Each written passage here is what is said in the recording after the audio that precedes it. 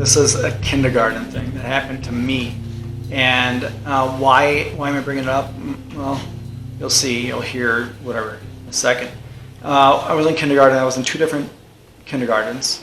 I was in one in a city area, and then about midway through, maybe a little less than midway through, then my parents had moved and went to a completely different town, about 45, minutes, hour away, depending, is where the new place was. And it was in a little more rural community and that kind of stuff, but nonetheless, it was a new school, new kindergarten. So in the first kindergarten, they had some weird stuff going on there, but every government school does. And this was 40 years ago, something like that. I remember tying shoes was a big thing. You have to show that you can tie your shoes in kindergarten, that kind of stuff. So I always tie my shoes, and I don't want to get into specifics, but whatever. Using the two loops, the bunny ears or whatever you want to call it, and just tie my shoes. That's how I always did it. It was always fastest for me, whatever, versus the loop, swoop, and pull method. And that's what I always did. And that's what I preferred. And no harm, no foul, that kind of stuff. Everything was great. And then we switched. I switched areas. I switched kindergartens, like I'd said. And I remember one of the first days where they had up on the wall in the class all these cutout shoes from construction paper, different colors with kids' names on them. And the teacher said, "See, this is what the kids who can accomplish tying their shoes. They'll get their name on their shoe, their color of choice, up on the border, the upper border around the ceiling of the wall." And I thought that was great. Like any child would, you're proud of that kind of stuff. And then I remember it was like the second day or whatever, and then she's like, "Okay, we got time, and you want to show that you can tie your shoes?" And I said, "Absolutely," because I told her I could, and I used the bunny ears, the two loops, and that. She said, "No, that's not how you tie your shoes. So you cannot get a shoe up there with your name on it." And I had said, "Well, that's the way I've always tied my shoes, and that's what's worked." She said, "That's not the way you tie your shoes." And that was that. And I was crushed like any kindergartner would be. And I think, I don't know, because I don't know, but I'm guessing that's what sort of struck a chord for me to say, who are you? Who are you, as a female teacher, to tell me the best way to tie my shoes, that this has worked for me ever since I learned? And I didn't, a few months it's been.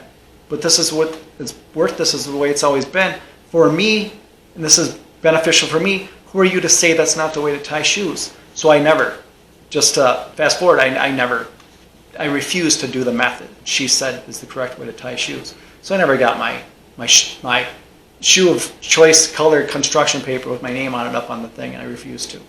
And she had asked me a couple of times about it. "Do you want to try again? Do you want to show?" And I said, "Nope." And I left it at that. Both times I refused. That's that. And so that brought me to thinking, this government system, government school system, indoctrination camps, whatever you want to call them, I don't think there is a name bad enough for them to explain what they actually are, in my opinion. But anyways, it's indoctrination and memorization, and mostly memorization of false information, so you can score good or high on a test. It's memorization of just facts and figures, whether they're false or they're right, correct or wrong. As long as you memorize what you had been told, or told to learn, or told to keep in your memory, you can pass. There's no critical thinking there. There's no problem solving. You don't show both sides of every story. You don't show both sides or both ways to do things. You can't. You have to tie your shoes this certain way, because this other way is unacceptable. Even though it does the job, that's not allowed, because because the school says or the teacher says, that's not the right way. Even though that is the way you've done it. It's not the right way. That's indoctrination. That's conformity. That's getting good order followers, slaves, teaching them how to follow orders, and how to, obey commands. That's it. That's all it is for.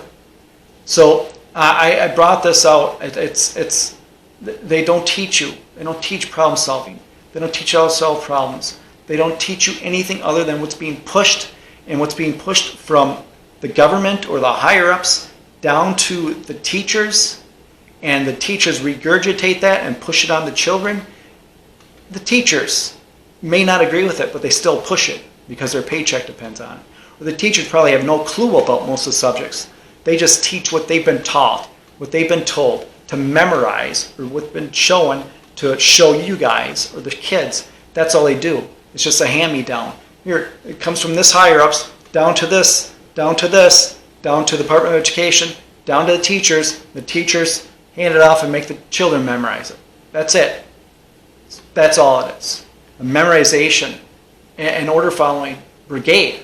That's all it is. And those who follow orders the best and memorize the best, they get the rewards. They get awarded. They get all the praise.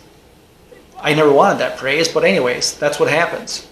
Because they're the best order follower. They're the best person. They're the best servant. They're the best future slave that will do our dirty work. They'll do our business. They'll do our bidding. They'll do whatever we tell them. Whatever we put in front of them, they're going to say, absolutely, may I have another? That's how ridiculous it is. Look around what happened the last two and a half years.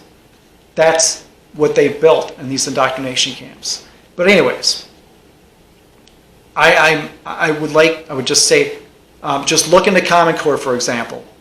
Here's the history of the Common Core. In 2009, the National Governors Association and the Council of Chief State School Officers partnered with Achieve, Inc., a nonprofit that received millions of funding from the Bill and Melinda Gates Foundation. Thus, the initiative seemed to spring from states, when in reality it was contrived by an insular group of educational testing executives with only 2 academic content specialists. Neither specialist approved the final standards, and the English consultant, Dr. Sandra Stotsky, publicly stated she felt the standards left students with an empty skill set, lacking literary knowledge. While educators and administrators were later included in the validation committee and feedback groups, they did not play a role in the actual drafting of the standards. The product is a, quote, rigorous preparation for career and college, yet many educators agree that rigorous is a buzzword. These standards aren't rigorous, just different, designed for an industrial model of school. Nevertheless, Common Core emerged. Keep in mind the specific standards were never voted upon by Congress, the Department of Education, state or local governments, yet their implementation was approved by 49 states and territories. The president essentially bribed states into implementation via Race to the Top, offering $4.35 billion taxpayer dollars to participating states, $500 million of which went to Tennessee. And much like No Child Left Behind, the program promises national testing and a one-size-fits-all education because, hey, it worked really well the first time. While I do admire some aspects of the core, such as fewer standards and an emphasis on application and writing, it's not going to fix our academic deficit. If nothing else, these standards are a glowing conflict of interest, and they lack the research they allegedly received. And most importantly, the standards illustrate a mistrust of teachers, something I believe this county has already... The educational publishing companies are in it for education, do you? No, they're in it for the money. So, the fact that they have to align to educational standards is what they have to do to sell the books. right. So it's really about the money, not really about the kids. You think? It's always money. There's always money in it because kids are great, but it's not always about the kids. It's never about the kids. It's never about the kids. The thing that's so frustrating about Common Core math is it's not always that way. I mean, and every time a kid had to do Common Core math, a square was 100 and a cube was 1,000, at least you'd have some regularity. But you got kids all over the country doing it 1,000 different ways. Sometimes it's squiggly lines and dots and dashes. Sometimes it's unbelievably, incredibly broad and varied. We have another situation from a school in Wisconsin, the Dairy State, right? Where little elementary school kids were being taught how to add and subtract only by drawing cows. You had to draw enough cows so that you could count the legs to get the right answer. And you had to draw the cows. And what's so maddening about this is how do you help a kid with this if you don't know? But that's my point. It took 8 minutes to do one problem, where the stacking math took under a minute. You are literally not allowed to do stacking math in Common Core. They will mark you wrong every time. You can't and I would have a much more respect for Common Core math if you could do both. All right, if they even said, okay, do it this way, but you can do it. No. You have to do it their way.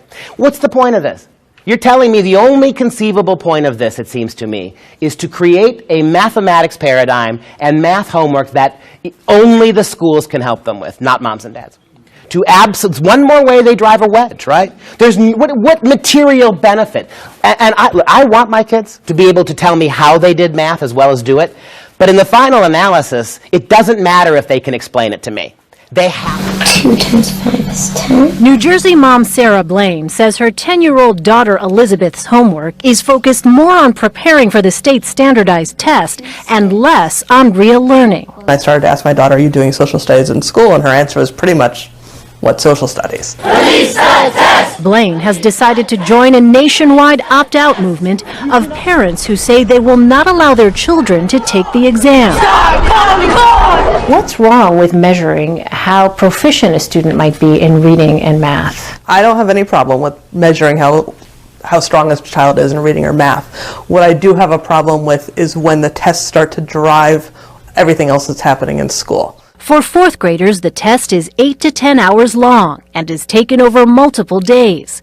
Many questions are complex, requiring several steps to get to the correct answer. Sarah Blaine, who is an attorney, says she took the test herself and found it complicated and confusing. What would you say your biggest issue is with the test itself? There's a distinction between what's really critical thinking and what's setting. What do you think kids who can't read well are writing about? I'll give you an example from my own home state of Wisconsin. Little Hudson, Wisconsin, had a viral, went national, right? Where little kids in my state were sent home, third graders, and given the following writing assignment.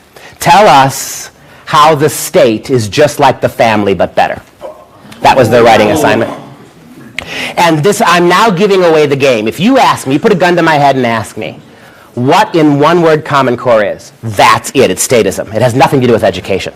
It is a concerted effort on the part of the government to convince your kids they belong first to the government and second to you. It is a drive that at every sense of in every sense of curriculum we're going to look at, it seeks to divorce parents from children, to make kids wards of the state. And on top of all this, parents are not innocent. Yes, it's the government school systems, the government schools, schoolings, that kind of stuff. The parents are not innocent. The parents should pull their kids out of these indoctrination camps right this second, as soon as they can, and then figure out how to do it themselves. Well, they got to work. They need a sitter. No. Pull them out and then figure it out. That's what you do. It's what's best for your children, your relationship with your children, and their future, and your future. That's what's best. So pull them out and figure it out now. It's, in my opinion, it's nothing but child abuse, and it's getting worse. These parents give their precious babies, their precious children, their precious offspring to these agencies of indoctrination, like I talked about. Here, go take care of these kids 8 hours a day, 9 hours a day, with a bus ride maybe 10 hours a day, for full indoctrination. Tell them and get them to learn and believe whatever you want, because you have them. You have their undivided attention for this amount of time. 5 days a week, most of the year. Here, have away with them. Do whatever you want. And that's how it is. Usually there's no follow-up. Usually there's no, what did you learn today, or what it was discussed today, or what did they teach you today. There's not much of that. Even if there is, they still need to be pulled out of these indoctrination camps. They still do. But there's none of that. You don't care. I need them gone because of work or whatever. They're better off here. And that's the mentality of it. Well, I'll let you know this. I've homeschooled my kids. Not their full bout, but once I started wising up and that kind of stuff. So the last 10 years, 12 years of their schooling, I homeschooled them. And it was an amazing turnaround right from the gate, right off the bat.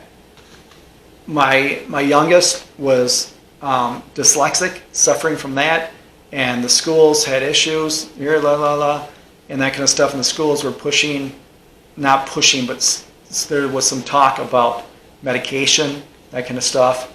And my oldest boy, he was very advanced in his math and that kind of stuff, his math, other subjects, but primarily in math is what I'm talking about. And it was so bad that the teacher allowed him to scribble and draw and that kind of stuff on his in-school worksheets and his homework worksheets, because he would get all his homework done during school too. When they're supposed to bring him home and do them, he would get all that done too. So he was bored, so he would do that because the teacher would not allow him to move ahead, to advance, to leave other children behind, because other children weren't that far. So you had to sit back and wait for them instead of just advancing yourself and continuing to grow your education. That's how it was. And I had some words to say with that teacher, the math teacher, and a few times. And that was that. I think that was a big eye-opener for me. But anyways, enough about that. This is all I had to say. If you can, and you should be able to, pull your kids out of the indoctrination camps as soon as you can. And think about these things that I've said. And talk to other people around you. Ask them, have you had experiences with these government schools? Whether they're your age, from when they were younger, or kids currently that are in indoctrination camps. Talk to them and see what's really going on if you have no clue. But anyways, I thank you for watching.